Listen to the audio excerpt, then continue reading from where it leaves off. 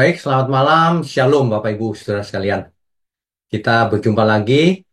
Kali ini kita akan membahas satu topik yang khusus ya, yaitu bayangan Mesias di Perjanjian Lama. Dan ini dampaknya akan meluas kalau kita mengerti bahwa Mesias itu sudah lama ada bayangannya sejak awal diciptakan bumi ini sudah ada bayangan Mesias setelah manusia jatuh ke dalam dosa. Tapi sebelum itu kita tundukkan kepala lebih dulu ya. Mari kita berdoa. Bapa kami yang di surga, terima kasih untuk malam hari ini. Kembali kami hadir untuk mendengar kebenaran firman-Mu ini. Biarlah Tuhan saja yang memberkati setiap kami, baik yang di rumah maupun dimanapun mereka berada, Tuhan. Berkati program online Bible Study ini, berkati gerejamu, gereja GMM, juga mohon berkati mulut hamba-Mu ini. Hanya di dalam nama Tuhan Yesus kami berdoa dan mengucap syukur. Amin. Baik, malam ini sesi khusus setelah kita menyelesaikan Perjanjian Lama, yaitu terakhir kitab Maleakhi ya. Nah, ini topikal, yaitu bayangan Mesias di Perjanjian Lama. Ya, Bapak Ibu Saudara sekalian, kita akan mengeksplorasi secara mendalam tentang nubuatan yang menunjuk pada kedatangan Sang Mesias, Sang Juru Selamat dunia. Nah, ini kita akan telusuri kitab demi kitab di Perjanjian Lama. Semacam napak tilas janji Allah dalam kitab suci Ibrani yang menyingkap misteri inkarnasi ilahi. Ya, oke kita lanjutkan dulu. Ya, jadi nubuatan di Perjanjian Lama itu akan lahir seorang Mesias. Itu ada ayat-ayat yang berisi nubuatan dan itu ada yang secara eksplisit, ada yang tipologi atau figuratif, ada yang secara tidak langsung mengacu kepada Sang Mesias. Ya, ada yang mengacunya secara simbolik atau tipologi ya. Oke, kita lanjutkan. Ya, dimulai dari awal, yaitu kitab Taurat, ada bayangan Mesias di dalam kitab Taurat. Contohnya, di dalam Kejadian 3 ayat 15, ya, di situ dikatakan ia akan meremukkan kepalamu. Maksudnya ular akan meremukkan kepala keturunan si perempuan, keturunan Hawa. Nah, itu sebenarnya adalah nubuatan tentang adanya Mesias yang meremukkan kepala si iblis, membinasakan pekerjaan iblis. Ya, itu nubuatan di kitab Kejadian contohnya. Pengenapannya di Galatia 4 ayat 4. Coba kita lihat Galatia ya. Galatia pasal 4 ayat 4. Ini hanya salah satu contoh, saudara. Ada banyak sekali ayat. Tetapi setelah genap waktunya, maka Allah mengutus anaknya yang lahir dari seorang perempuan dan takluk kepada hukum Taurat. Ya, ini penggenapan dari Kejadian 3 ayat 15. Contoh lagi Ibrani pasal 2 ayat 14. Ibrani pasal 2 ayat 14. Karena anak-anak itu adalah anak-anak dari darah dan daging, maka ia juga menjadi sama dengan mereka dan mendapat bagian dalam keadaan mereka, supaya oleh kematiannya ia memusnahkan dia, yaitu iblis yang berkuasa atas maut. Gitu ya, saudara ya.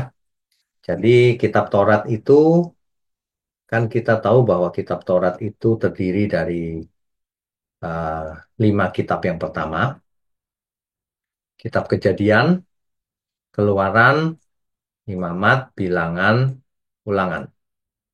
Nah, contoh yang paling nyata, nubuatan Sang Mesias ada Kejadian 3 ayat 15 ini contohnya ya. Nah, di kitab Keluaran juga ada. Ya, nubuatan di Keluaran digenapi di Yohanes 1 ayat 29, 1 Korintus ayat 5 sampai 7. Bapak Ibu Saudara nanti bisa mengulang, dibaca perlahan-lahan ya. Sebab kalau ini kita baca satu ayat demi satu ayat, tidak cukup waktunya. Nanti Bapak Ibu ulang sambil dicatat sebagai catatan pribadi. Ya, oke. Di kitab Imamat, imam besar. Nah, itu digenapi di Ibrani 9 ayat 11 sampai 14, Ibrani 4 ayat 14. Itu hanya contoh-contoh ayat. Ada banyak sekali. Di kitab Bilangan ada yang namanya ular tembaga, Nehustan. Kalau Bapak Ibu ikuti online Bible study sejak awal dan masih ingat, itu kita sudah pernah bahas ular tembaga yang ditinggikan, diangkat, sehingga bangsa Israel yang melihat dia selamat dari meskipun digigit oleh ular tedung. Digenapi di Yohanes 3 ayat 14 sampai 15. Coba kita lihat sebentar ya. Yohanes pasal 3 ayat 14 sampai 15. Nah, ini dia. Dan sama seperti Musa meninggikan ular di padang gurun, demikian juga anak manusia harus ditinggikan, supaya setiap orang yang percaya kepadanya beroleh hidup yang kekal. Ini tentang Mesias. Ya, oke kita lanjutkan dulu. Ya, ini lebih masuk lebih dalam lagi contoh-contohnya. Saudara. Ini kejadian 3 ayat 15 tadi. Ya, aku akan mengadakan permusuhan antara engkau dan perempuan ini. Engkau di sini si ular, perempuan ini adalah Hawa. Ya, antara keturunanmu, keturunan si ular, dan keturunan Hawa. Keturunannya akan meremukkan kepalamu. Keturunannya di sini adalah Mesias. Akan meremukkan pekerjaan si iblis itu. Dan engkau akan meremukkan tumitnya. Si ular akan meremukkan tumit sang Mesias. Maksudnya apa? Maksudnya sang Mesias ini nanti menderita. Dan kita tahu akhirnya, sekarang kita tahu bahwa sang Mesias ternyata menderita di kayu salib. Ya. Maknanya, nubuatan pertama ini disebut juga proto-evangelium. Kita sudah pernah bahas juga di sesi-sesi kitab Kejadian ya. Artinya kabar baik yang pertama. Harusnya manusia itu binasa karena jatuh dalam dosa. Tapi ada kabar baik bahwa keturunan perempuan ini akan meremukkan kepala si iblis, si ular. Keturunan si ular. Gitu. Artinya akan lahir seorang juru selamat. Ya. Nah, penggenapannya banyak sekali. Ini hanya contoh, misalnya Galatia 4 ayat 4. Coba kita lihat di Galatia 4 ayat 4 ya. Tetapi setelah genap waktunya, maka Allah mengutus anaknya yang lahir dari seorang perempuan dan takluk kepada hukum Taurat. Itu. Roma 16 ayat 20. Roma 16 ayat 20. Semoga Allah, sumber damai sejahtera, segera akan menghancurkan iblis di bawah kakimu. Kasih karunia Yesus Tuhan kita menyertai kamu. Ini cerita apa penggenapan daripada proto evangelium, kabar baik yang pertama. Ya. Jadi Yesus lahir dari seorang perempuan dan datang untuk menghancurkan pekerjaan iblis. Yesus lahir artinya turun dari surga, mengosongkan dirinya menjadi bayi di rahim Maria. Inkarnasi, saudara. Inkarnasi yang ilahi, anak tunggal Bapa. Gitu ya. Oke, kita lanjutkan. Contoh lain lagi, Kejadian 12 ayat 3 dan Kejadian 22 ayat 18. Bapak Ibu Saudara bisa membacanya nanti. Intinya adalah Tuhan berjanji bahwa semua kaum di muka bumi akan mendapatkan berkat melalui keturunan Abraham. Nah, yang dimaksud berkat di sini bukan berkat harta dunia, dibuat kaya, bukan. Berkat ini adalah Sang Mesias. Itulah sebabnya Tuhan Yesus berkata, keselamatan datang dari bangsa Yahudi. Artinya, bukan bangsa Yahudi yang menyelamatkan, bukan. Artinya Sang Mesias atau Juru Selamat lahir melalui bangsa Yahudi. Inkarnasi, lahir sebagai manusia melalui bangsa Yahudi. Gitu ya, jelas ya. Oke, kita lanjutkan lagi. Ya. Nah, di Kejadian 49 ayat 10, coba kita lihat apa ini. Kejadian 49 ayat 10 ya. Tongkat kerajaan tidak akan beranjak dari Yehuda, ataupun lambang pemerintahan dari antara kakinya, sampai dia datang yang berhak atasnya. Maka kepadanya akan takluk bangsa-bangsa. Kita tahu bahwa Sang Mesias lahir dari suku Yehuda. Ya, itu. Suku Yehuda akan melahirkan Raja Damai yang dinanti-nantikan. Begitu ya. Ini di kitab Kejadian aja sudah ceritanya sudah agak panjang nih. Nah, makanya seluruh kitab suci itu sebenarnya bayang-bayang Mesias itu ada di mana-mana. Contohnya kitab Keluaran sekarang. Tadi Kejadian ini Keluaran. Di kitab Kejadian sendiri ada banyak, saudara. Tadi contoh sedikit aja ya. Oke, Keluaran contohnya ini, yaitu ketika perayaan Paskah, darah anak domba melindungi orang Israel dari malaikat maut. Itu yang darahnya dioleskan di pintu, di tiang pintu. Ingat ya. Itu maknanya anak domba Paskah itu simbol Kristus yang darahnya menyelamatkan umat manusia dari kematian, dari kebinasaan. Contohnya digenapi 1 Korintus 5 ayat 7. Kristus anak domba Paskah, kita telah disembelih. Jadi sebenarnya eh, perjanjian lama itu kitab Taurat dan para nabi itu adalah bayangan dari apa yang akan terjadi di kemudian hari di perjanjian baru. Jadi bayangannya ada di perjanjian lama, penggenapannya ada di perjanjian baru. Gitu ya, saudara ya. Nah, imamat juga sama. Ada yang namanya ritual hari pendamaian, Yom Kippur, dengan korban penghapus dosa. Maknanya adalah imam besar dan korban pendamaian itu melambangkan Kristus yang menjadi korban sempurna untuk dosa. Ya, dan digenapi di Ibrani 9 ayat 11 sampai 14. Kristus itu sebagai imam besar yang mempersembahkan dirinya sendiri sebagai korban, saudara. Ya, jadi ini sampai imamat. Kemudian bilangan, saudara.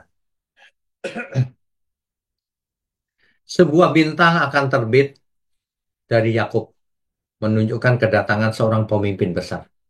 Bilangan 24 ayat 17. Nubuat Bileam tentang datangnya seorang raja dari Israel. Ini berupa apa? Nubuatan tentang datangnya Mesias. Ya, jadi kita bilangan dan ulangan ini contoh-contohnya. Ulangan pasal 18 ayat 15 sampai 19 sudah pernah kita bahas secara khusus ketika kita sampai pada kitab ulangan berapa tahun yang lalu.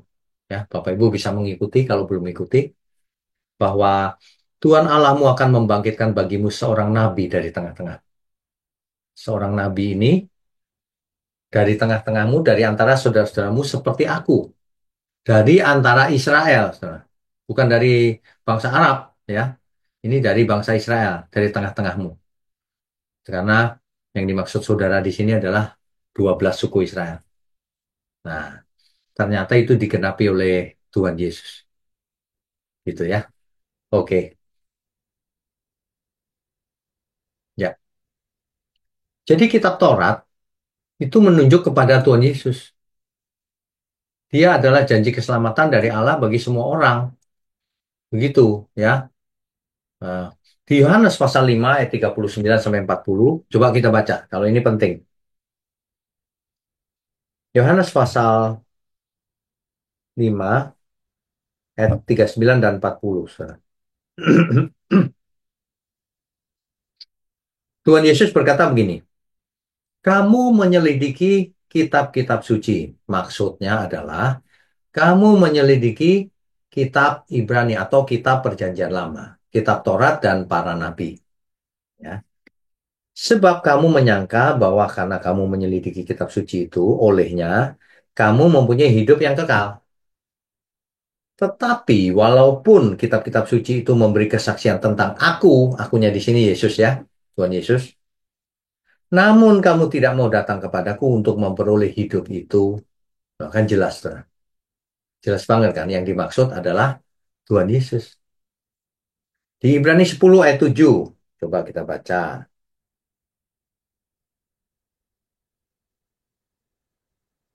Lalu aku berkata, sungguh aku datang. Dalam gulungan kitab ada tertulis tentang aku untuk melakukan kehendak-Mu ya Allahku. Siapa yang datang? Yang diutus Bapaknya siapa? Kan Tuhan Yesus. Di dalam gulungan kitab, udah pasti kitab Taurat dan para nabi. Itu ya, saudara ya. Oke, kita lanjutkan. Ya, kalau tadi kitab Taurat, maka ini kitab sejarah. Yang termasuk kitab sejarah adalah Yosua, Hakim-Hakim, Rut, 1 dan 2 Samuel, 1 dan 2 Raja-Raja, atau 1 dan 2 Tawarik. Itu sama isinya. Ya, di dalam Yosua, bayangannya adalah Yosua yang memimpin Israel masuk Kanaan. Penggenapannya di Ibrani, yaitu Yesus memimpin kita masuk ke Kanaan surgawi, perhentian yang sejati. Dan seterusnya, Bapak Ibu nanti bisa baca perlahan-lahan ya setiap poin ini. Karena ada banyak sekali ayat-ayat. Saya sarankan Bapak Ibu Saudara harus membaca sendiri, perlahan-lahan, lalu dibuat catatan sendiri. Begitu ya. Saya tidak akan baca satu persatu karena tidak cukup waktunya. Ya, tapi catatan di layar ini sangat lengkap. Ya, oke. Jadi di kitab sejarah semuanya menunjuk kepada Tuhan Yesus, Sang Mesias. Oke, kita lanjutkan. Contohnya Yosua, Saudara. Kitab Yosua itu memang mengandung bayangan atau tipologi dari Yesus.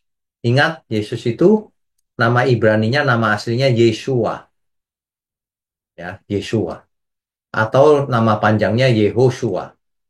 Yang, yang artinya YHWH adalah keselamatan. Nah, dalam bahasa Aram atau Yunani, Yeshua ini transliterasinya adalah Yesus. Yang dalam bahasa Indonesia, Yesus.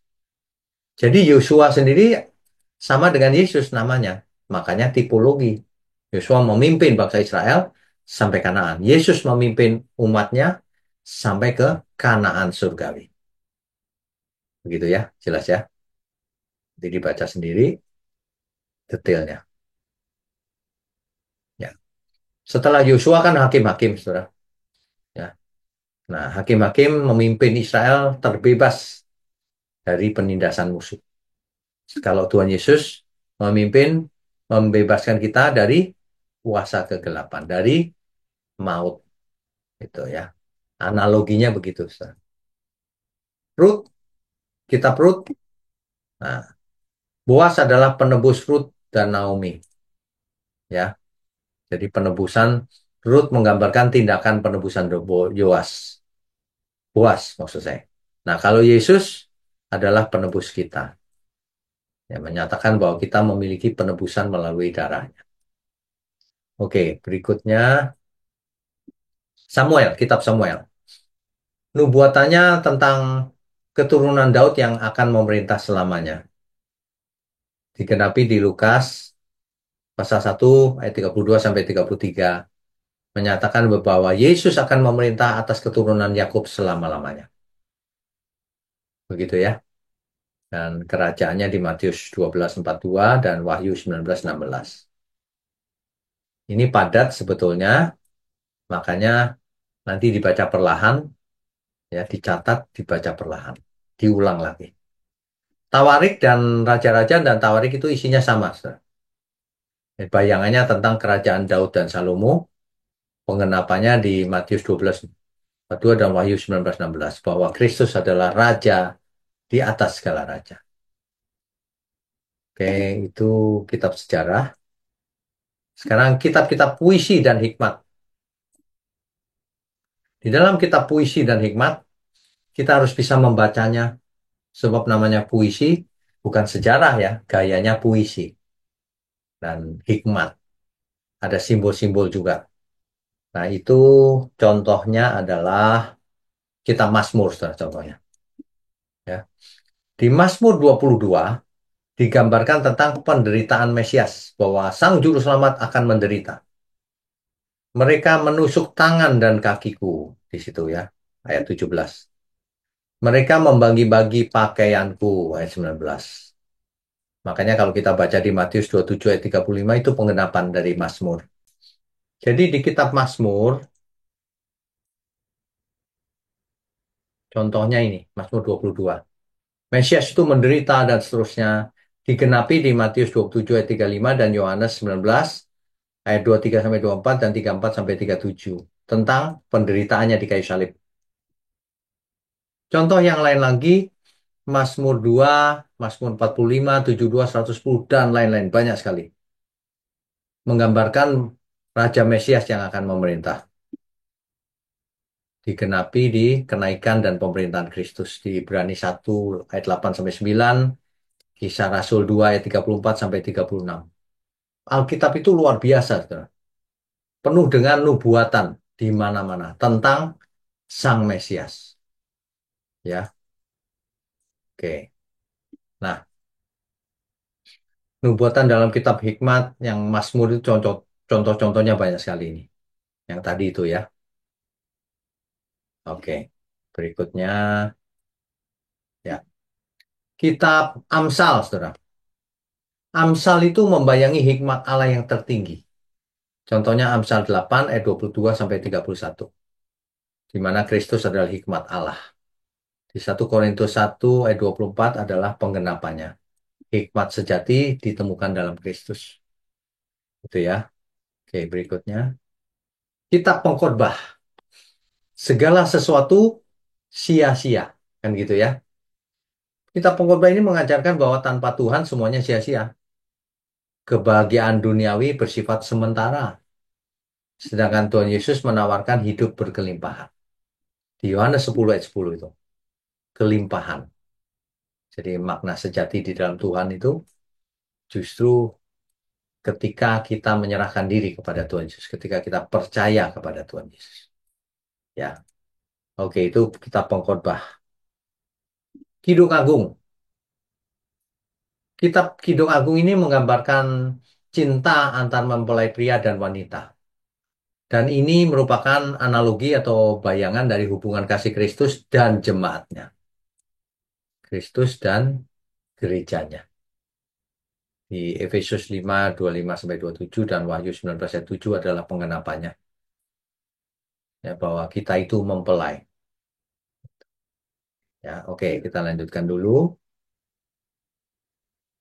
Ya, kitab nabi-nabi besar, saudara.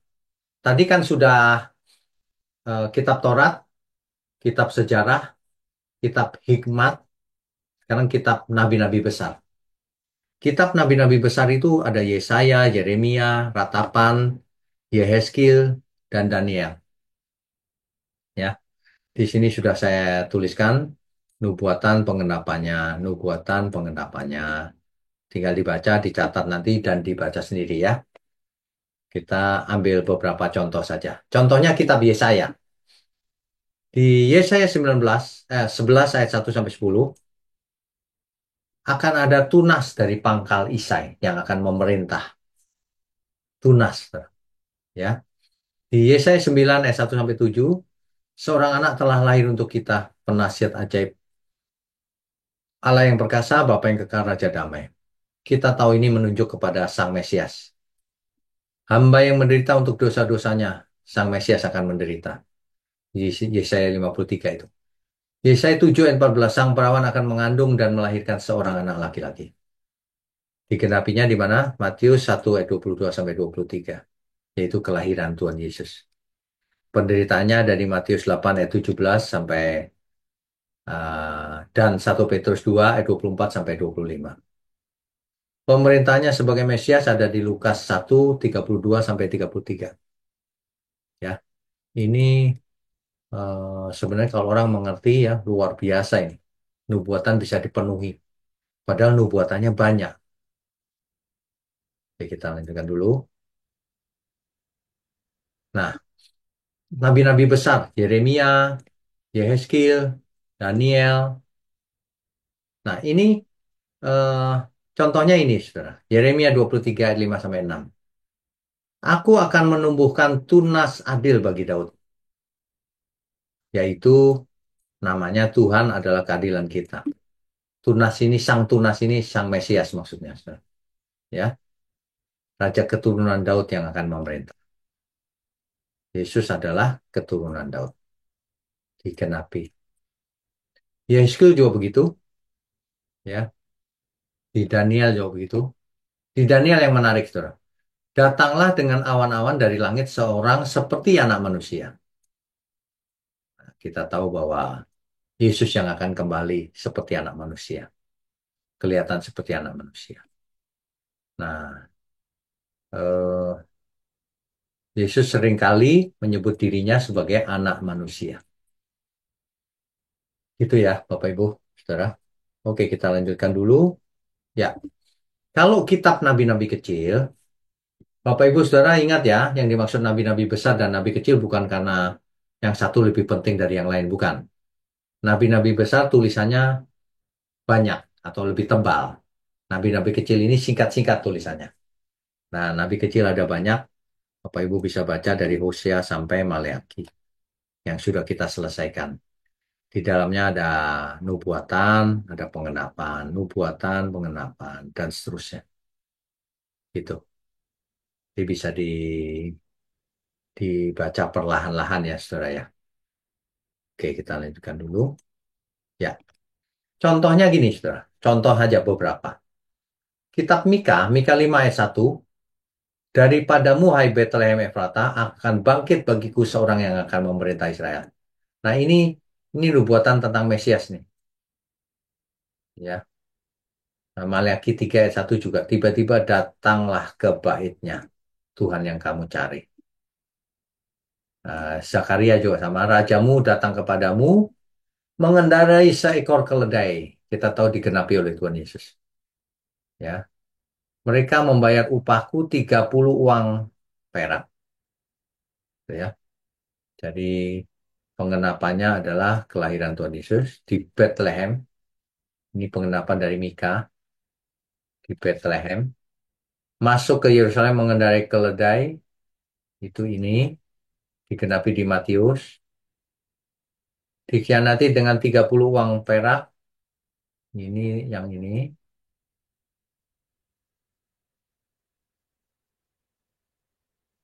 Ini ya, saudara ya. Dan kedatangannya ke Bait Allah. Itu yang ini. Maleakhi 3 ayat 10. Gitu, saudara. Oke, kita lanjutkan dulu ya. Ya. Nubuatan dalam kitab nabi-nabi, contohnya itu ya.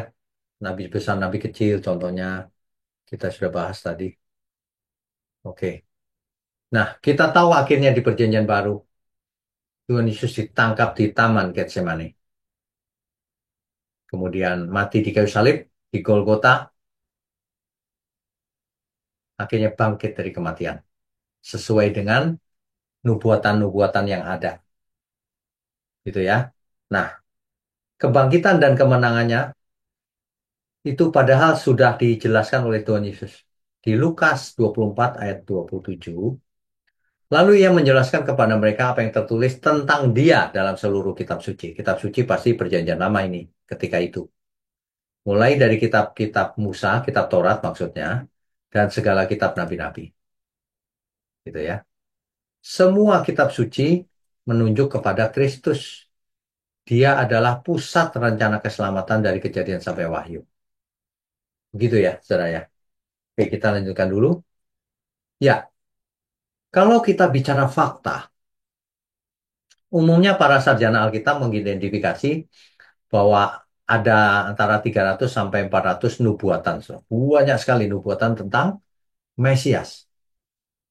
Saudara bayangkan, kalau ada suatu kitab, nubuatannya banyak sekali. Itu kalau bohong nggak bisa.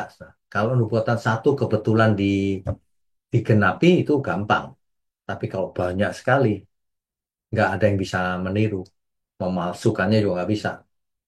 Karena digenapi di kemudian hari kan, ratusan tahun atau bahkan ribuan tahun kemudian baru digenapi. Bagaimana bisa mereka yasa? Nggak mungkin. Ya. Nah, secara statistik, kalau kita bicara statistik nih, Kemungkinan bahwa satu orang, yaitu Tuhan Yesus, secara kebetulan menggenapi semua nubuatan yang ada di Perjanjian Lama, berapa kemungkinannya? Kalau bicara statistik, sangat kecil, sangat amat kecil, ya. Jadi secara ilmiah saja itu hampir mustahil kalau itu kebetulan. Pasti itu bukan kebetulan. Kalau cuman apa misalnya ya? Kalau cuma uang logam dilempar ke atas, kemungkinannya itu gambar kepala 50%, setengah, ya kan? Karena cuma ada dua sisi. Tapi kalau ini kemungkinannya berapa? Saya carikan datanya, ternyata begini, saudara ceritanya. Jadi dalam statistik ada probabilitas teori kemungkinan.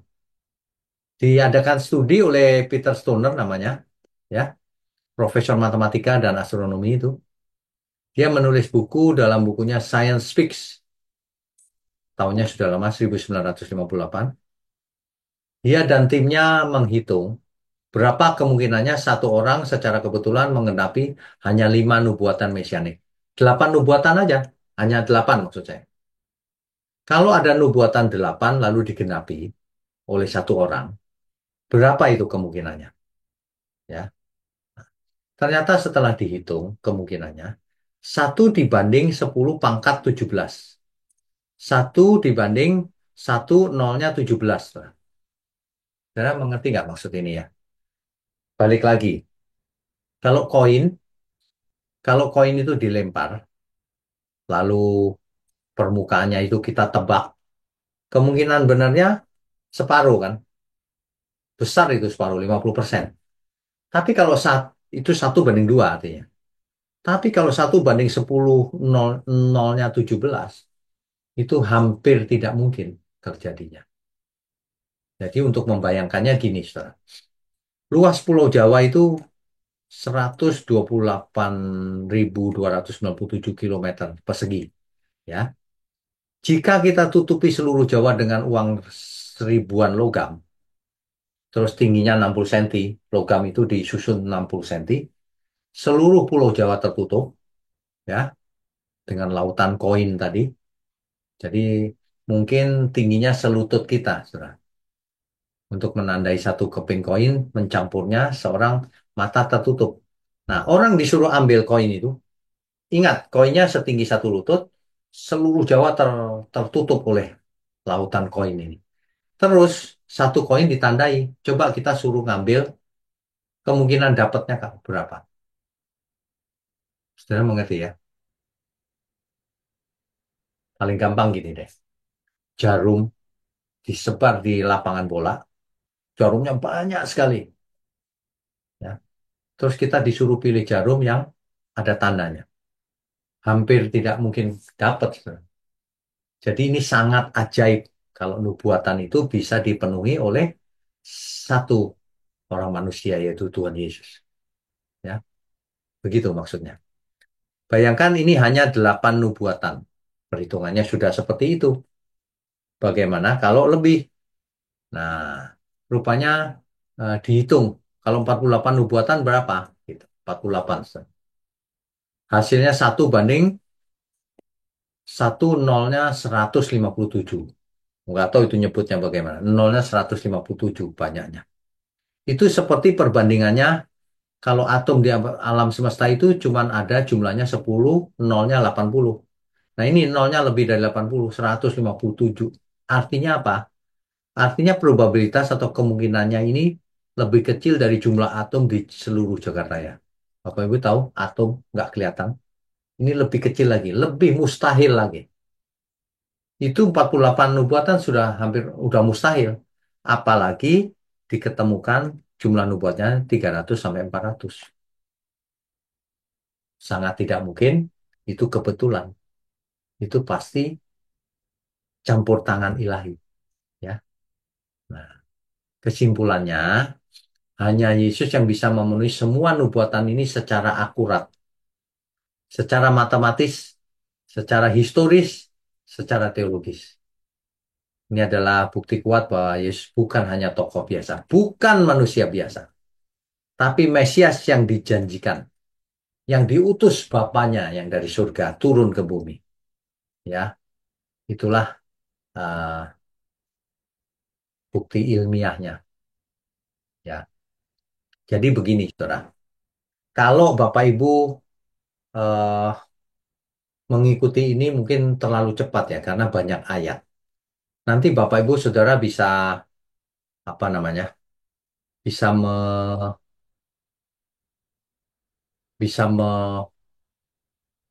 membaca mengulangnya dan membacanya satu persatu. Supaya apa? Supaya lebih mengerti. Per ayat dibaca, dicatat, ya. Intinya bahwa seluruh nubuatan itu digenapi di Perjanjian Baru. Dan itu kebetulan tidak mungkin, hampir mustahil secara matematika, bahkan mustahil sebenarnya. Jadi ini bukti bahwa Alkitab kita dari surga. Sebab tidak ada satu kitab pun di dunia ini yang mengandung nubuatan yang kemudian digenapi ribuan tahun kemudian. Begitu, saudara. Ya. Nah, jadi oke, malam ini agak rumit dan banyak banyak. Makanya saudara perlu mengulang dan belajar lagi. Kita lanjutkan dengan diskusi dan tanya jawab. Silakan. Sebentar, saya buka dulu. Ya, silakan kalau ada yang mau bertanya. Ibu Mariana lebih dulu. Ya Pak, cuma satu pertanyaan saya Pak. Yang di Kejadian 3 ayat 15, Ya, keturunan si ular itu siapa ya Pak? keturunan si ular itu maksudnya eh, si iblis sendiri. Oh, Diibaratkan keturunan si ular. Padahal ular kan bukan iblis. Itu lambang aja, Bu. itu aja. Itu saja. Oke, baik. Bu Mariana, dari tadi sinyalnya bagus nggak ini? Bang, Nggak masalah ya. Baik, Tuhan berkati. Berikutnya Pak Epenius, silakan Pak.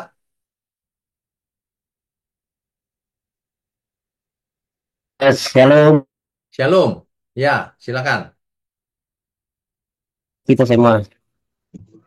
Eh, Pertanyaan saya di sini adalah kenapa Yesus itu apa di perjanjian lama itu? Bagaimana pertanyaannya? Kenapa Tuhan Yesus ada di perjanjian lama yang sudah barusan jelaskan setiap demi ya dari kejadian sampai Maliaki itu. Oh, oke, baik. Hmm. Eh, Kedatangannya dinubuatkan di Perjanjian Lama karena ada banyak maksud Tuhan banyak. Yang pertama, Tuhan memberikan harapan di Perjanjian Lama bahwa Sang Mesias akan datang. Yang kedua, untuk membuktikan bahwa eh, sebagai segel bahwa Alkitab kita ini memang datangnya dari Tuhan, bukan karangan manusia. Sebab tidak ada karangan manusia yang bisa ditulis ribuan tahun kemudian baru digenapi. Karena manusia umurnya pendek, tidak mungkin bisa merekayasa semua itu. Gitu.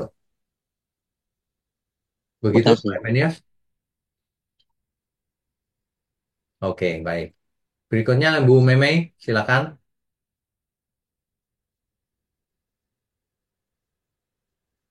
Shalom Pak Beno, selamat malam. Shalom, selamat malam. Suara saya jelas ya Pak ya? Jelas. Ya, makasih Pak. Pak, saya ada dua pertanyaan nih Pak. Ya, Yang pertama Pak, apakah Adam dan Hawa itu sudah dibuatkan oleh Allah jatuh dalam dosa ya Pak ya? tidak. Jadi ketika Tuhan menciptakan manusia, Tuhan tidak menginginkan seorang pun jatuh dalam dosa. Kenapa jatuh dalam dosa? Ya, kita sudah tahu kan bahwa Hawa dibujuk sama si iblis. Salah Hawa. Lalu Adam juga bersalah. Kenapa diberi makan oleh istrinya dimakan sama dia? Kan dia tahu bahwa itu tidak boleh. Tentu saja itu bukan rencana Tuhan. Rencana Tuhan adalah manusia jangan jatuh dalam dosa. Sama dengan hari ini. Hari ini, apakah Tuhan menentukan supaya kita jatuh dalam dosa? Kan enggak. Iya, Kalau kita jatuh dalam dosa, yang salah siapa? Masa Tuhan yang menentukan? Ya kita sendiri. Betul ya? iya, betul Pak. Oke. Apalagi pertanyaannya. Satu lagi nih Pak, sebenarnya di luar daripada mata pelajaran kita ya Pak ya, sorry Ya, Pak. ya. Eh, saya juga nggak tahu gimana ya Pak ngambil keputusan setuju atau tidak setuju dalam gereja sih Pak. Ya, Eh, Guru-guru sekolah anak saya atau menghafal itu bahasa roh, gimana itu ya Pak ya? disuruh menghafal bahasa roh. Iya Pak. Waduh, bahasa roh kok dihafal? Bagaimana ya? Saya baru sekali ini mendengar ada bahasa roh disuruh menghafal. Iya Pak, jadi aku bingung gimana sih gitu ya Pak ya. Wah, itu salah itu. Itu salah itu. Bahasa roh itu bukan dihafal. Bahasa roh itu diberikan oleh Tuhan. Jadi bukan hafalan la la la la la la la. Bukan, Iya, bukan. Itu mengada-ada namanya. Dikasih pengertian saja, Bu. Bahasa roh bukan hafalan. Dikasih Tuhan. Itu. Nggak boleh merekayasa seperti itu. terus kalau kita menyampaikan kepada guru sekolah minggunya gimana ya Pak? Secara dengan baik ya Pak ya, supaya mereka Ya, tidak sakit hati gitu. ya dikasih tahu saja. Bahasa roh itu karunia, bukan disuruh hafal, bukan hafalan. Kasih tahu aja begitu. Lo kok tahu kata Pak Pendeta saya, Wignon, gitu aja bilang gitu. Nggak ada bahasa roh hafalan tuh nggak ada, Bu. Itulah Pak, padahal anak kecil ya, padahal saya sendiri pun nggak ada asa roh anugerah dari Tuhan. Nggak apa-apa, nggak dianugerahi bahasa roh, nggak masalah. Asal Tuhan berkenan. Biar orang berbahasa roh tapi hidup dalam dosa ya ke neraka juga sama. Ya, Ya Pak ya. Ya Pak, oke. nanti saya sampaikan kepada guru sekolah minggu. Makasih ya Ya, Pak, ya, Tuhan nasihatnya. berkati. Shalom, Tuhan berkati. Shalom. Kasih tahu ke guru sekolah minggunya, jangan menyuruh anak saya untuk menghafal bahasa roh. Itu salah. Gitu. Ya Pak, makasih Pak. Oke, Tuhan berkati. Berikutnya, Adriel ya, Pak Adriel Supit. Silakan. Ya, marga Supit. Kan ada marga Supit, berarti mana dok? Nah, saya mau tanya, Pastor, ada Ya. berapa pandangan gitu ada dari beberapa orang gitu yang ngomong katanya Tuhan di Perjanjian Lama dan di Perjanjian Baru tidak sama gitu. Kayak gini, di Perjanjian Lama seolah-olah Tuhan dipandang kejam gitu karena membunuh orang-orang yang melanggar perintahnya. Sedangkan di Perjanjian Baru Tuhan itu katanya penuh kasih.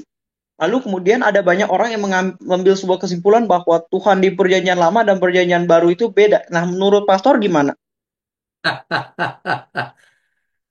Kalau Tuhan perjanjian lama dan Tuhan perjanjian baru beda, berarti Tuhannya beda-beda dong. Nggak begitu ya. Jadi makanya kalau orang nggak ngerti konteks itu begitu. Kesimpulannya jadi aneh.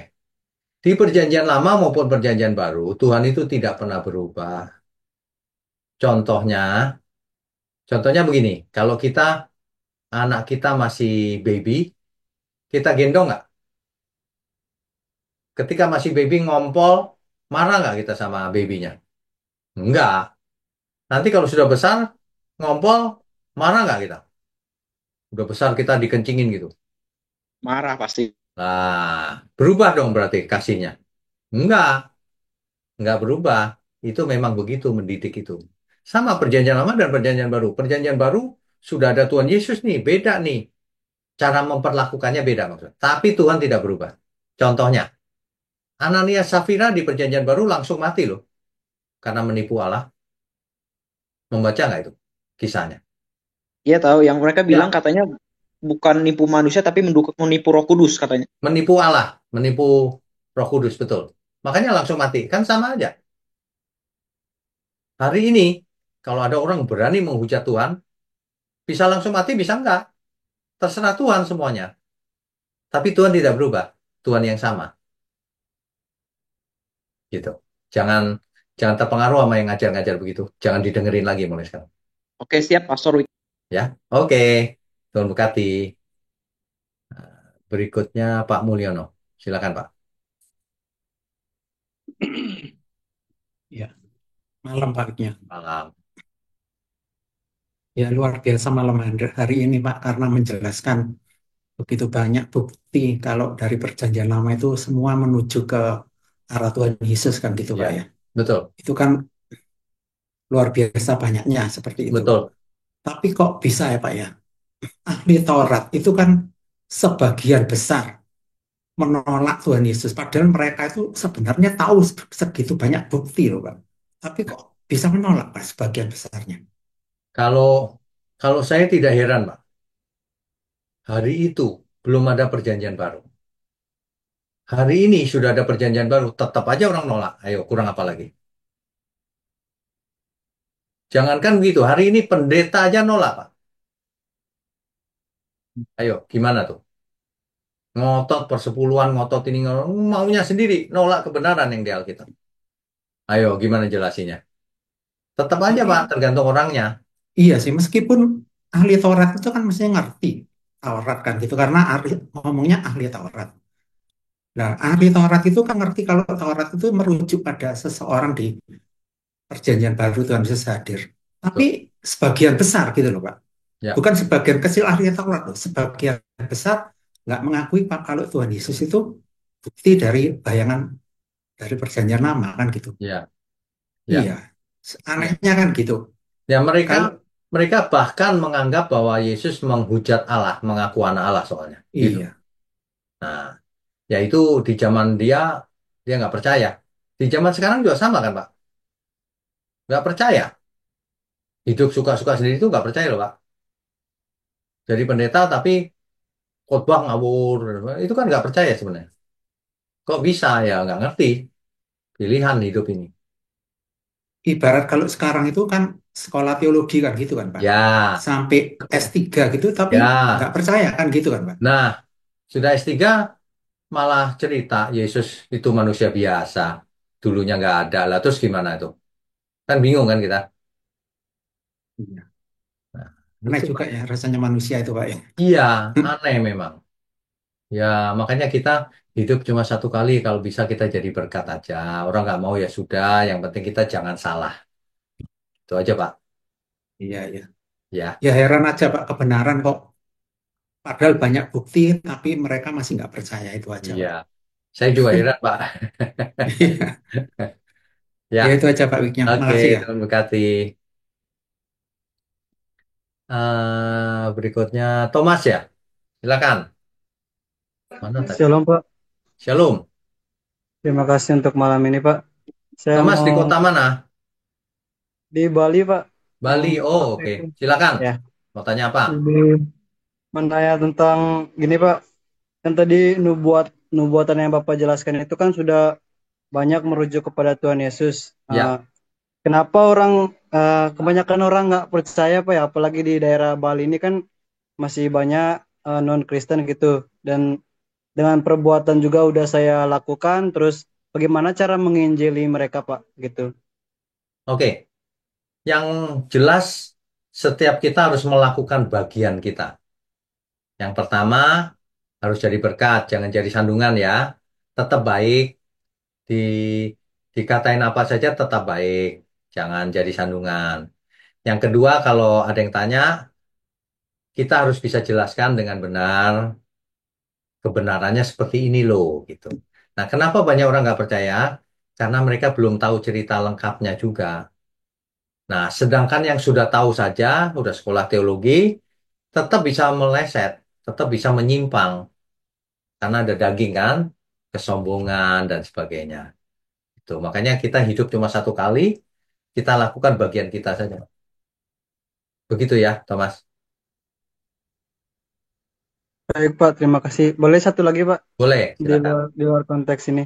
Boleh. Jadi saya lihat Pak Wigno ini semangatnya luar biasa. Saya ini penasaran Pak, Bapak tidur jam berapa, terus bangun jam berapa gitu? Boleh di-sharing Pak? Saya saya tidur kalau sudah tidak kuat. Biasanya sekitar jam 11 sampai jam 12-an tuh biasanya. Ya pernah jam 1 juga sih, tapi nggak tentu. Tapi biasanya di atas jam 11 selalu. Dan bangun saya bisa jam 5, bisa jam 4. Antara jam 4 jam 5 biasanya. Kecuali nggak enak badan ya. Kalau nggak enak badan, bangun saya bisa jam 5 atau setengah 6 atau jam 6 kalau nggak enak badan. Kalau lagi sakit. Tapi kalau sehat biasanya sekarang udah Sebelum jam 5 saya udah bangun biasanya. Begitu, Thomas. Baik, Pak. Terima kasih, Pak. Kamu masih Eh, muda, mesti semangat ya, ya. Pak. Boleh gini, Pak, tipsnya biar selalu semangat tiap pagi, Pak.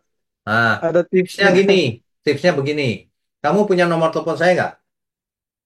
Nggak ada, Pak. Nah, dicatat, dicatat. Ya, 08 08 12 12 88 88 0702 0702 64. 64. Nanti Oke, kamu Pak. WA saya ya. Siap, Pak. Nanti setiap saat dalam satu hari saya bisa kirim renungan malam, renungan pagi, doa pagi, eh, potongan khotbah dan sebagainya. Kamu dengerin semuanya itu. Nanti setelah sudah biasa, semangat kamu pasti luar biasa itu. Baik, Pak. Kalau Terima kita kasih, Pak. mau merasakan panasnya api unggun, kita harus dekat ke api unggun. Kalau kita mau benar, harus bergaul dengan orang benar. Makanya Alkitab bilang jangan bergaul dengan pencemooh, nanti kamu jadi pencemooh. Gitu ya. Ya, Nah, nanti saya kirimin setiap hari, setiap saat, kamu dengerin selalu. Supaya rohnya menyala-nyala terus. Gitu. Oke, Thomas. Nanti baik, Pak. nanti WA ke saya ya. Ya, baik, Pak. Terima kasih, Oke, Pak. Tuhan berkati. Tuhan berkati. Berikutnya Pak Kriston. Pak Kriston Aritonang, silakan Pak. Baik, selamat malam Selamat Pak malam. Migno. Selamat malam. Saya dari Pekanbaru. Pekanbaru, wah, saya belum pernah ke sana. Ya, datang-datang lah, Pak. Iya, oke. Saya mau nanya ini, itu tadi kan penjelasannya di Taurat telah apa menubuatkan ya. Ya, Sementara Taurat itu kan ke lewat Musa ke bangsa pilihannya Israel sendiri. Artinya betul. dalam bahasa yang familiar sekali kepada mereka itu ya, Ya, kepada bangsa Israel. Tapi yang sampai saat ini justru bangsa Israel sendiri yang tidak menerima sepenuhnya kedatangan Mesias. Nah, betul. analognya dengan kita itu apa ya kira-kira yang membuat mereka agak sulit mengerti, menerima nubuatan itu, sementara dengan jelas ya, dengan bahasa mereka, dengan bahasa ibu mereka seperti itu. Itu sih pertanyaan saya. Oke, baik, baik. Jadi begini Pak, sebenarnya bangsa Israel sedang menantikan Mesias sejak dulu. Tapi Mesias yang mereka bayangkan itu yang akan membangun Israel Raya menjadi berjaya lagi seperti zamannya Daud atau Salomo. Model Mesias seperti itu. Sedangkan Tuhan Yesus datang, anak tukang kayu, naik keledai. Mereka nggak cocok. Bukan, ini pasti bukan Mesias ini. Gitu, Pak.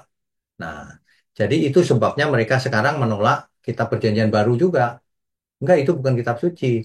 Makanya nubuatan ini belum digenapi menurut Israel sebagian besar. Karena harapannya beda, Mesiasnya bukan Mesias seperti itu gitu. Jadi mereka ahli Taurat tapi tidak mengerti bahwa Mesiasnya itu Tuhan Yesus gitu. Nah, analoginya hari ini orang tidak percaya itu karena apa sih? Satu, tidak mengerti, tidak kenal siapa Tuhan Yesus. Kedua, mengertinya salah karena dicekokin ajaran yang salah sejak kecil, ya. Yang ketiga, kenapa nggak percaya? Tersandung dengan orang-orang Kristen sendiri, apalagi oleh pendeta. Pendetanya aja begitu, nggak bener. Nah, itu tersandung tuh. Makanya kita harus tidak boleh jadi sandungan. Makanya kita harus jadi berkat. Makanya kita harus berbeda dengan orang-orang dunia ini. Meskipun kita diserang, difitnah, dan sebagainya, kita harus tampil beda. Kalau kita sama, ya orang nggak percaya. Kan sama aja gitu. Apalagi ada orang yang bilang begini, nggak percaya karena gini. Lah saya aja lebih baik dari orang Kristen kok kamu suruh saya jadi Kristen gitu ngomongnya. Lah berarti orang Kristen yang dia lihat itu nggak baik. Makanya ini peperangan rohani yang sebenarnya itu ini Pak. Bukannya tabur-tabur garam, semprot minyak urapan dan sebagainya. Bukan itu sebenarnya. Bukan. Peperangan rohani yang sebenarnya itu memenangkan jiwa. Bagaimana kita mengorbankan seluruh hidup kita agar banyak orang selamat dan mengenal Tuhan yang benar. Itu. Padahal kalau kita bicara sains atau statistik, sudah jelas nubuatan itu digenapi hampir 0,0 berapa itu kemungkinannya. Hampir mustahil. Nah, kalau orang mengerti statistik harusnya percaya. Dan herannya lagi, tidak ada satu kitab pun di dunia ini yang mengandung nubuatan, Pak, dan digenapi. Nggak ada. Satu nubuatan digenapi aja nggak ada. Apalagi sekian ratus. Di situ aja udah tampil beda banget. Yang dari surga pasti tentang nubuatannya ada. Bayangkan ribuan tahun baru digenapi, mana bisa orang rekayasa? Nggak bisa. Setan aja nggak bisa bernubuat, Pak. Kalau bisa dia sudah memalsukan ayat kitab-kitab lain. Nggak bisa. Nggak ada satupun yang ada nubuatan selain Alkitab. Begitu, Pak Kristen. Terima kasih Pak. Ini eh, pendekatan apa dengan sains itu luar biasa ya. Ini agak jarang kita dapatkan di gereja lah ya. Oh iya, Artinya firman Tuhan, pendekatannya dengan sains. Tadi ada ilmu statistik.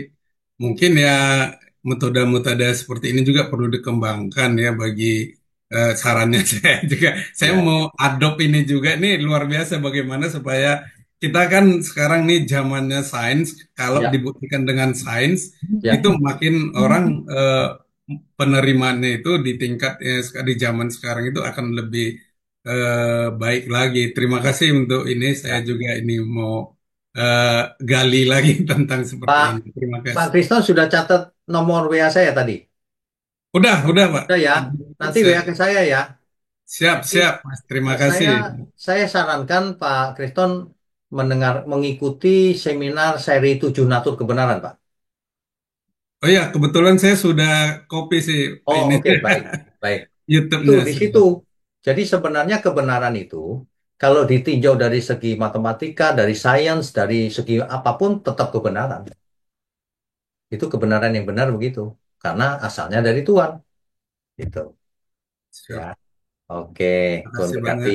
Terima kasih. Berkati. Berikutnya lagi.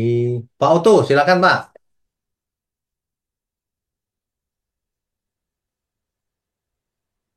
Di unmute dulu Pak.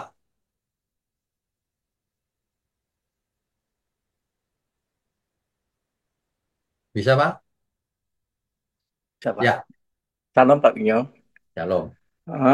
Kalau saya beberapa hari yang lalu juga agak ini Pak, ya repot juga bagi saya em, untuk masuk di gereja mana. Saya mau masuk gereja, saya agak repot. Masalahnya baru-baru ini juga saya bertanya kalau pengusiran setan apa semuanya kalau setan itu diusir nanti setannya lari kemana gitu. Hmm, Sedangkan tubuh kita lah bait Allah gitu loh. hmm.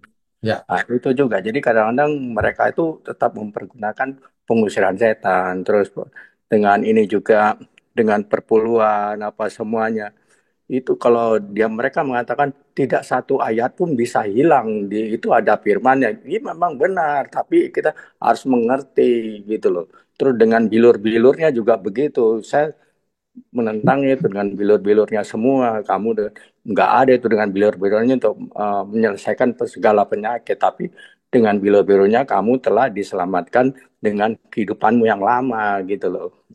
Tapi yang masalahnya mereka ini memegang doktrin, Pak. Memegang doktrinnya pengajaran dari satu jenis gereja itu sudah demikian. Jadi sudah angel untuk berubah. Jadi kalau mereka berubah, mereka itu istilahnya kalau menurut saya mereka dikeluarkan dari sinode itu atau dari gereja itu, Pak.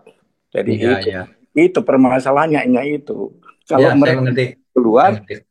mereka berani keluar, itu mereka bisa mengatakan itu. Tapi kalau mereka nggak bisa keluar, karena kehidupan mereka hanya dari bendera gereja, Pak. Itu Ya, dari ya. dulu, Pak. Saya sudah 3 gereja, Pak. Saya keluar, Pak. Ya, ya, ya. Jadi Jadi selama begini, begini. Yang pertama soal tidak satu ayat pun bisa hilang. Ya itu benar. Kan Alkitab kita nggak boleh hilangin ayatnya. Memang Tapi benar, bukan Pak. berarti masih berlaku. Itu Kalau dia bilang begitu, berarti harus sunat. Harus sunat, nggak boleh makan babi, dan sebagainya. Kan Taurat sudah dibatalkan. Nanti nggak ngerti lagi bahwa Taurat sudah dibatalkan. angel, Pak. Ya Angel, memang Pak. angel, Pak. Memang judulnya bukan angel, Pak. Wangel. Wangel bahasa Jawa Jawa Timurnya sudah wangel, Pak. Jadi memang Iya, angel, sangat angel, Pak. Jadi iya. seperti saya juga di sini sangat berat, Pak. Sekarang jadi satu pertanyaan saya tuh, kalau pertanyaan itu saya bisa lontarkan sekarang, apakah GBT itu semua sama, Pak? Itu, Pak. Itu, Tidak sama, Pak. sebenarnya saya nggak mau bertanya di sini, Pak. Bertanyanya intern saya. Iya, tidak sama, Pak. Nah, itu. Tidak sama. Jadi That's GBT why itu I'm going to kumpulan ask. seperti persekutuan oikumene, Pak. Jadi semua beda-beda gitu, tapi nggak That's boleh right. saling serang gitu. Thank you, sir. Thank you. Ya, Thank you, oke. Pastor. Thank you. Om Bekati, Thank you. Om Bekati. Ibu Elis Rosari, ya, silakan. Halo Pak, Shalom. ini mau pencerahan aja, minta pencerahan dari Bapak. Saya ada beberapa teman yang satu gereja sama saya. Bapak tahu lah gereja saya Pak ya. Eh, dia tidak percaya, dia jadi tidak percaya bahwa Tuhan Yesus sudah ada di Perjanjian Lama, walaupun mereka percaya ada Kristofani gitu. Tapi saya pakai jurus Bapak nih. Tolong tambahin aja Pak gitu ya. Saya bilang ya waktu itu kan ada malaikat juga yang ingin disembah, minta disembah. Itu berarti itu Tuhan Yesus Kristofani karena kalau dia malaikat biasa dia biasanya tidak mau disembah. Itu kan kata Pak Witnyo ya, saya kasih jurus begitu mereka diam.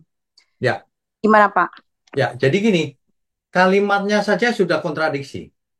Mereka nggak percaya bahwa Tuhan Yesus sudah ada sebelumnya. Tapi ada Kristofani. Lah, apa itu maksudnya? Kristofani itu kan penampilan Kristus di Perjanjian Lama. Nah, ini jadi tema Rabu depan sebenarnya, Kristofani. Apa sih Kristofani itu? Kristofani itu Kristus tampil, beneran Kristus sebelum inkarnasi, sebelum jadi manusia, tampil. Gitu. Artinya Tuhan Yesus sudah ada di surga. Kalau orang sampai nggak percaya Tuhan Yesus pernah ada sebelumnya, berarti dia nggak percaya Tuhan Yesus pencipta. Apalagi pencipta kejauhan loh. Tuhan Yesus saja dibilang nggak ada sebelumnya. Ini kacau balau loh ini. Orang makin hari nggak takut, makin kurang ajar sama Tuhan Yesus. Ya, saya bacakan satu ayat saja ya. Iya Pak. Yohanes 6 ayat 38. Ini yang bicara adalah Tuhan Yesus. Saya bacakan ya. Sebab aku telah turun dari surga, bukan untuk melakukan kehendakku, tetapi untuk melakukan kehendak Dia yang telah mengutus aku. Jelas nggak itu? Aku turun dari surga. Akunya itu Tuhan Yesus, jangan diganti-ganti. Diganti hikmat Allah lah, diganti logos lah. Oh, ini yang bicara Tuhan Yesus kok. Baca aja ayat-ayat sebelumnya. Iya Dan Pak. ada banyak ayat lain lagi, bukan cuma satu ini. Iya Pak.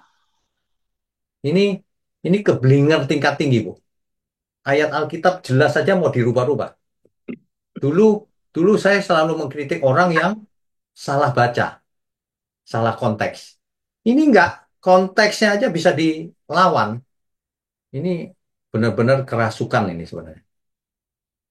Bahasa Indonesia sederhana aja nggak ngerti. Bahasa aslinya juga saya sudah lihat. Itu memang maksudnya begitu. Dan lain-lain, Bu. Ya, ada banyak sekali kok ayatnya. Begitu ya, Ibu ya. Terima kasih Pak. Oke, Tuhan berkati.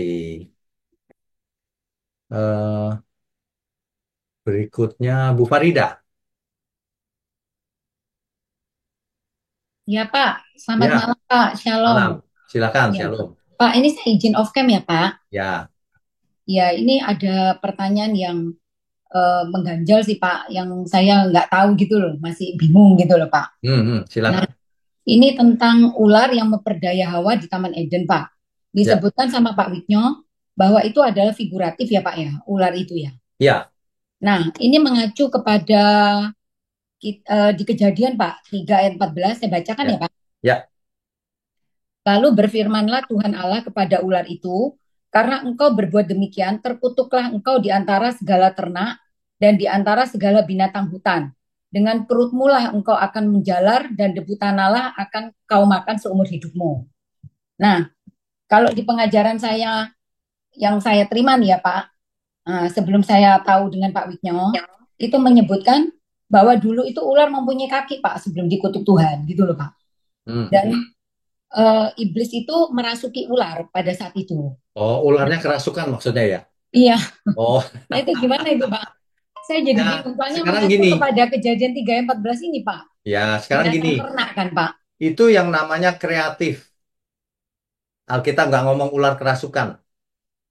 Diganti kerasukan. Coba bayangin. Emang ada tulisannya kerasukan?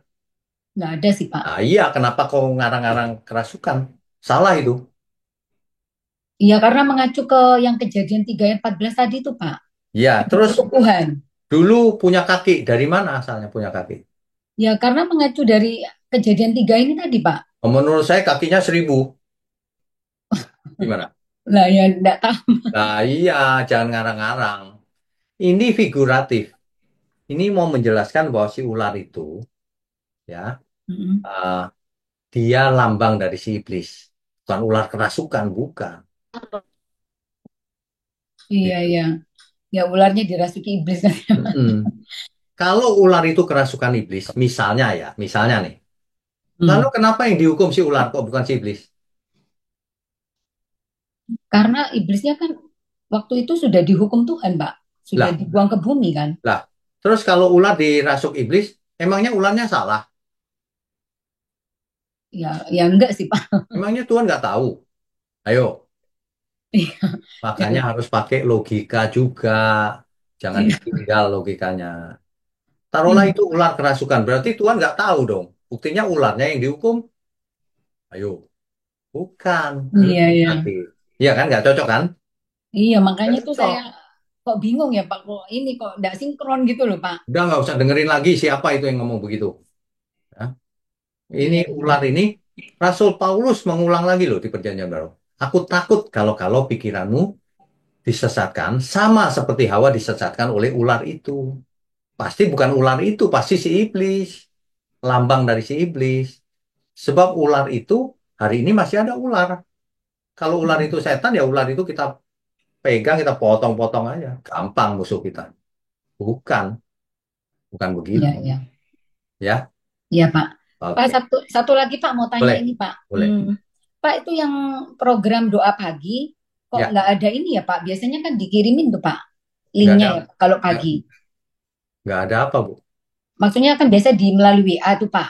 Ada WA-nya untuk link doa pagi ya Pak ya? Saya selalu kirim. Oh. Ibu nggak terima ya? Iya, atau saya miss ya mungkin ya. Mungkin miss. Atau gini Bu, kadang-kadang saya broadcast banyak gitu ya. Saya pikir nyampe, ternyata ada yang nggak nyampe juga loh Bu. Mendingan gini, saya sarankan Ibu langsung ke channel GMMP. Ya. Di YouTube ya, channel GMMP. Nah, di situ kalau pagi pasti ada muncul doa pagi premier. Pasti. Oh ya, ya. Pasti otomatis muncul Bu kalau pagi hari. Ya langsung ini ya Pak ya, dari YouTube-nya ya Pak? Iya, langsung live di situ. Ya, siap Pak. Nah, jadi dia mulai live-nya itu jam 4.45 atau Pak? Jam 5 kurang 5 menit. 4.55. Ya, ya siap. Tapi sebelum 4.55 Ibu pasti sudah lihat premier gitu. Iya. Ya. Saya kemarin nunggu-nunggu kok nggak ada gitu loh, saya pikir ya. Kalau Ibu mau lihat yang lalu bisa juga di playlist, tahu playlist ya? Iya, iya. Di playlist ada doa pagi. Iya, diulang ya Pak. Terbaru, ulangannya. Yang terbaru di video aja ada premier. Ya, siap. Tapi tiap hari tetap saya kirim sih sebenarnya. Cuma ya itu, banyak orang bilang kok saya nggak dikirim loh. Berarti nggak nyampe. Iya, ini saya berapa kali miss gitu loh Pak. Oh iya, maksudnya iya. lewat, kok nggak ada gitu loh. Langsung aja Bu, langsung aja. Ibu subscribe aja supaya kalau ada premier dan sebagainya dikirim otomatis ke Ibu. Sudah Pak, sudah Ibu. Sudah ya. Ya udah. Langsung aja Bu ke channelnya ya. Ya, siap Pak. Oke. Terima kasih ya Pak. Ya, Tuhan berkati. Ya, Tuhan berkati Pak. Yang terakhir Pak Ahi, silakan Pak.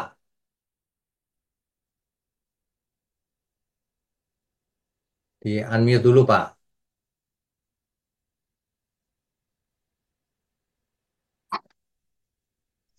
Shalom Pak Witno. Shalom. Pak Witno, ini saya mau tanya, Ya, kenapa ya eh, belakangan ini dalam 1-2 bulan ini, Pak, sepertinya nggak ada semangat di dalam ini, di dalam baca firman Tuhan gitu, Pak Witno. Tetapi, tetapi saya masih rutin baca Alkitab, tetapi agak susah masuk gitu loh. Nggak kayak kemarin-kemarin. Artinya begini, Pak Witno.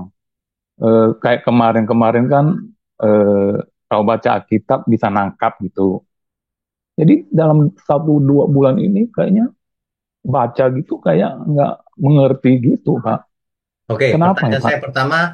Pertanyaan saya yang pertama, Pak Ahi rajin ikut online Bible study nggak? Kadang saya sibuk saya nggak ikut, tapi kalau nggak sibuk saya ikut, Pak. Mestinya gini, Pak, kalau nggak ikut, nggak apa-apa. Tapi di channel YouTube kan ada, harus ikutin secara teratur seminggu sekali. Supaya kehangatan kita ke roh kita yang menyala-nyala itu harus konsisten, tekun.